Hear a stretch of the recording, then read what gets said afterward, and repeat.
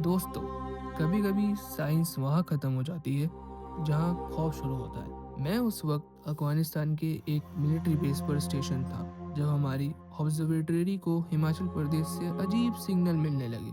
Satellite पर सब कुछ नॉर्मल दिख रहा था, लेकिन वहाँ के लोकल्स जो फोटोज और वीडियोस भेज रहे थे वो सब करप्टेड थे, यानी कि सही नहीं थे या ब्लर थे, जैसे कोई डिजिटल वायरस से मिटा रहा हो। तो स्वागत है एक बार फिर एक स्टोरी टेलिंग में। मुझे इन्वेस्टिगेशन के लिए भेजा गया।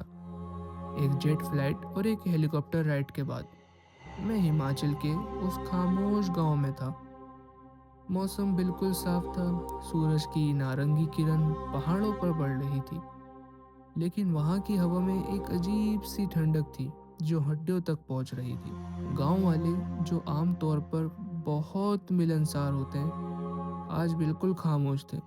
उनकी आंखों में डर नहीं, बल्कि एक गहरा सदमा दिख रहा था। अब इस सदमा किस चीज़ का था, ये तो आपको आगे ही पता लगेगा। मैंने लोगों से बात करने की कोशिश की, लेकिन कोई मुंह खोलने को तैयार नहीं था।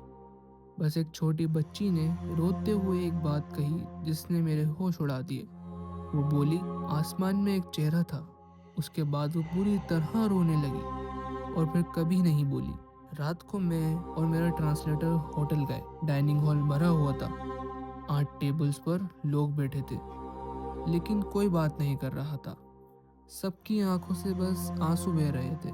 मेरा ट्रांसलेटर लोगों की बातें सुनने की कोशिश तो कर रहा था। लोग फुसफुसाते हुए कह रहे थे, हमें और कितना इंतज़ार करना होगा, ये इंतज़ार बहुत दर्दनाक है। हमें लगा शायद कोई मौसम की तबाही आने वाली है, लेकिन असली तबाही तो उनके दिमाग के अंदर चल रही थी। सुबह के 4 बजे थे।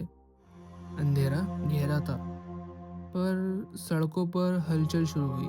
सबके चेहरे आंसुओं से गीले थे और वो सब एक साथ काउंटडाउन कर रहे थे।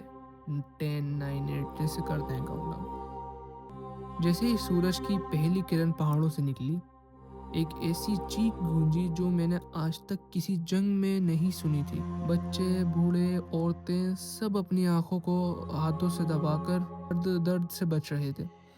उनके चेहरों से खून की धाराएं बहने लगी।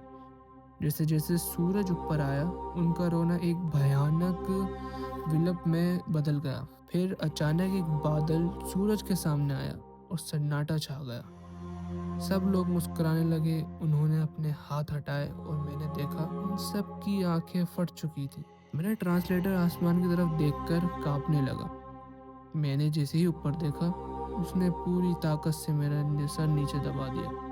मत देखना, अगर तुमने देख लिया तो तुम भी उनकी तरह हो जाओगे। उसने बताया कि वो लोग आसमान के उस चेहरे को अपनी आंखों से चखना चाहते थे। तभी उनकी फटी हुई आंखों से लाल मांस के धागे निकलने लगे। वो धागे हवा में ऊपर की तरफ खींचने लगी। ट्रांसलेटर ने रोते हुए कहा, वो उसे छू रहे हैं, वो उसे अंदर लेने की इजाज़त दे रहे हैं। सूरज की रोशनी बढ़ी और वो सारे लाल रस्से आसमान से नीचे बिखरे हुए गिर गए। ट्रांसलेटर ने मेरा सर छोड़ा। जब मैंने ऊपर देखा तो आसमान साफ था, लेकिन मीलों मीलों तक सड़कों और छतों पर लाल मांस के तार बिखरे हुए थे। ट्रांसलेटर ने अब उन मक्खियों के पैरों का स्वाद ले रहा था, उसके जख्मों पर बैठ रही थी। मेरा ट्रांसलेटर अब पागल हो चुका था। वो काउंटडाउन कर रहा था, 85,000 अगली सुबह तक के बचे हुए सेकंड्स। उसने कहा कि उसकी पुरानी आंखें सिर्फ दिख सकती हैं, लेकिन उसकी नई आंखें अब पूरी दुनिया का स्वाद ले सकती हैं। दोस्तों, मैं वहां से भाग सकता था, लेकिन मेरे कदम जम गए। मेरे अंदर डर खत्म हो रहा था और एक अजीब सी क्यूरियोसिटी जाग रही थी।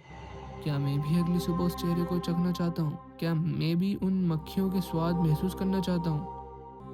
मेरे दिमाग में भी अब बस एक ही नंबर घूम रहा था, 84,900, 84,899। आपको क्या लगता है दोस्तों? कमेंट्स में बताएं और हमेशा याद रखें, कभी कभी अंधेरा ही बेहतर होता है।